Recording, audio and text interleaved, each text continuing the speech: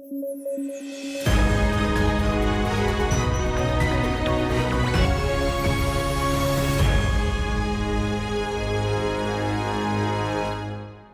News at 9 programme में आपका स्वागत है। मैं हूं अमृत उपाध्याय। आइए जल्दी से देखें आज की हेडलाइन। वर्ल्ड ट्रेड रिपोर्ट 2023 जारी, रीग्लोबलाइजेशन को माना गया समाधान। WTO का सालाना पब्लिकेशन है ये report. Skill India digital app launch, up skilling courses मिलेंगे एक जगह, आधार से होगा लिंक। भोज वेटलैंड पर एनजीटी का आदेश, रामसर साइट है भोज वेटलैंड। रामसर कन्वेंशन के तहत 75 रामसर साइट्स हैं इंडिया में।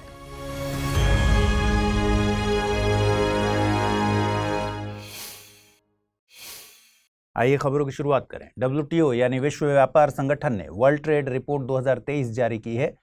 वर्ल्ड ट्रेड रिपोर्ट WTO का एक सालाना पब्लिकेशन है जिसका मकसद व्यापार नीतियों और बहुपक्षीय व्यापार व्यवस्था के बारे में जानकारी मुहैया कराना है। हालिया रिपोर्ट में रीग्लोबलाइजेशन को विश्व व्यापार के लिए समाधान के तौर पर पेश किया गया है। रिपोर्ट में 3 बड़ी चुनौतियों की बात की गई है। इनमें सुरक्षा और रेजिलियंस, गरीबी और समावेशन, साथ ही पर्यावरणीय सतत शामिल है। रिपोर्ट के मुताबिक रीग्लोबलाइजेशन यानी पुनः वैश्वीकरण का मतलब केवल ज्यादा वैश्वीकरण तक सीमित नहीं है। यह एक व्यापक संकल्पना है। इसका मतलब व्यापार एकीकरण को ज्यादा लोगों, ज्यादा अर्थव्यवस्थाओं और ज्यादा मुद्दों तक पहुंचाना है। यह अवधारणा बहुपक्षीय व्यापार व्यवस्था में सुधार की बात करती है। यह संकल्पना व्यापार बाधाओं को उन लोगों के लिए कम करने की बात करती है जो व्यापार व्यवस्था में हाशिए पर रहे हैं।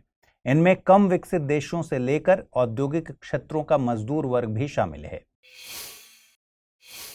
नासा ने जेम्स वेब टेलीस्कोप के जरिए एक्सोप्लैनेट K2-18b पर एक अध्ययन जारी किया है। K2-18b पर कार्बन डाइऑक्साइड और मीथेन की मौजूदगी की खोज की गई है। इससे वैज्ञानिकों द्वारा दावा किया जा रहा है कि K2-18b एक हाइसीन प्लैनेट हो सकता है। हाइसीन प्लैनेट से मतलब है जिनका वायुमंडल हाइड्रोजन समृद्ध हो और सतह पर पानी के महासागरों की मौजूदगी हो। K2-18b पृथ्वी से तकरीबन 120 प्रकाश वर्ष दूर है।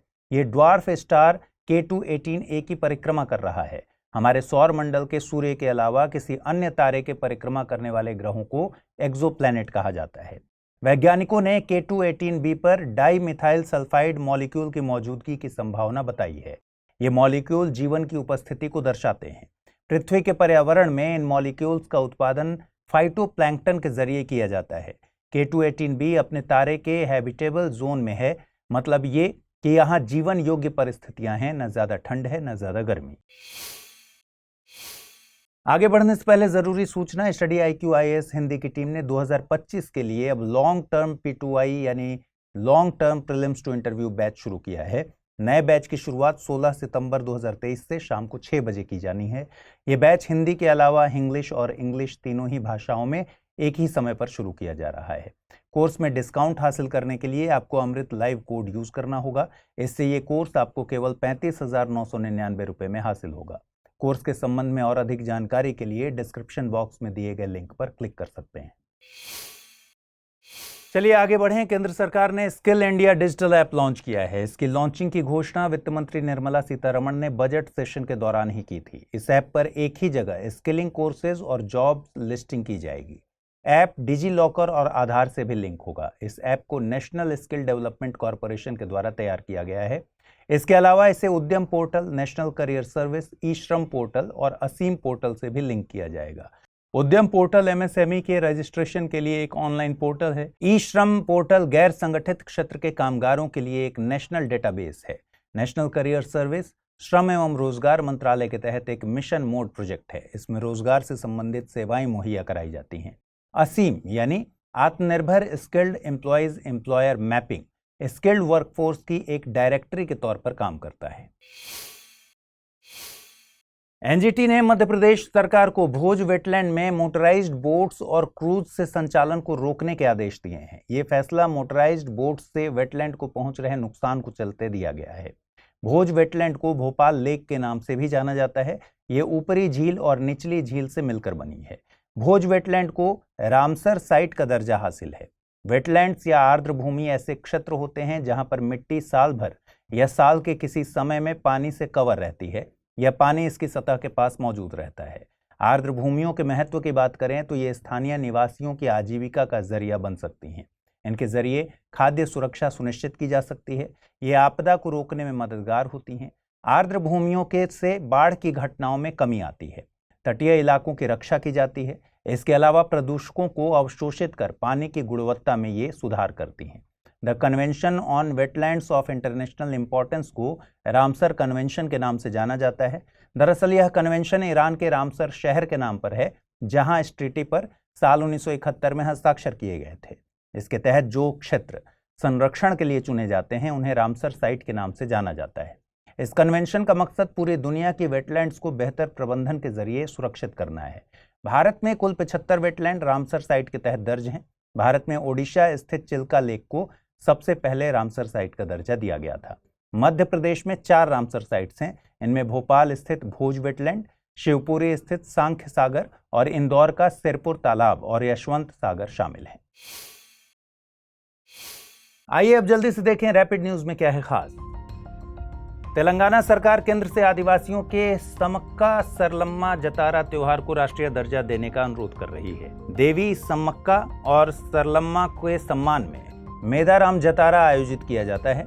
यह 2 साल में एक बार माघ यानी फरवरी के महीने में पूर्णिमा के दिन मनाया जाता है। यह भारत का दूसरा सबसे बड़ा मेला है। यह कोया जनजाति द्वारा 4 दिनों तक मनाया जाने वाला कुंभ मेला है। इस मेले में विशेषकर मध्य प्रदेश, छत्तीसगढ़, ओडिशा, महाराष्ट्र, कर्नाटक और झारखंड के कुछ हिस्सों से लाखों आदिवासी श्रद्धालु भाग लेते हैं।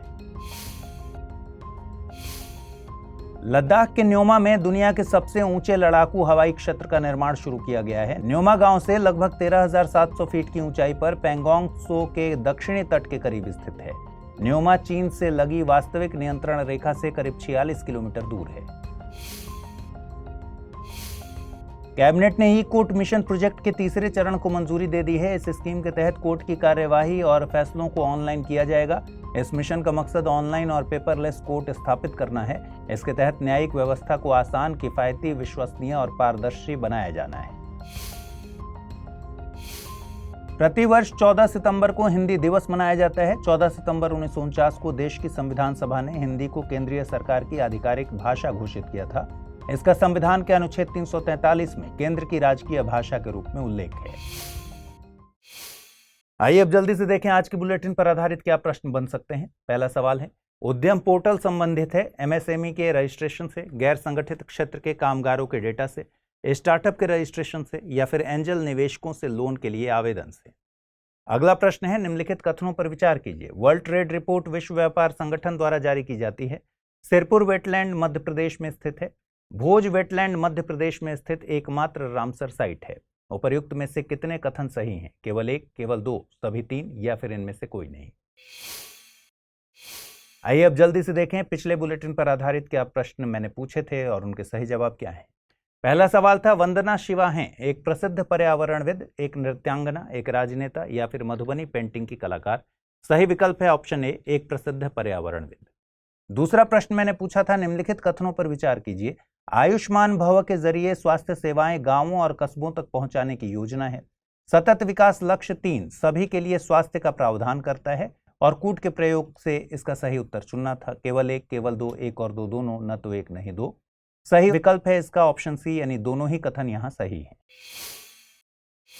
तो आज के इस बुलेटिन में इतना ही। कल रात 9 बजे आपसे फिर मुलाकात होगी। अपना ख्याल रखिए, ठीक से पढ़ाई कीजिए। आज जो सवाल मैंने पूछे हैं उनके जवाब जरूर कमेंट बॉक्स में दीजिएगा। और साथ ही अगर आप इस बुलेटिन की पीडीएफ हासिल करना चाहते हैं तो अमृत उपाध्याय 007 टेलीग्राम चैनल है जिस पर इसकी पीडीएफ रोजाना मिलती है। नमस्कार।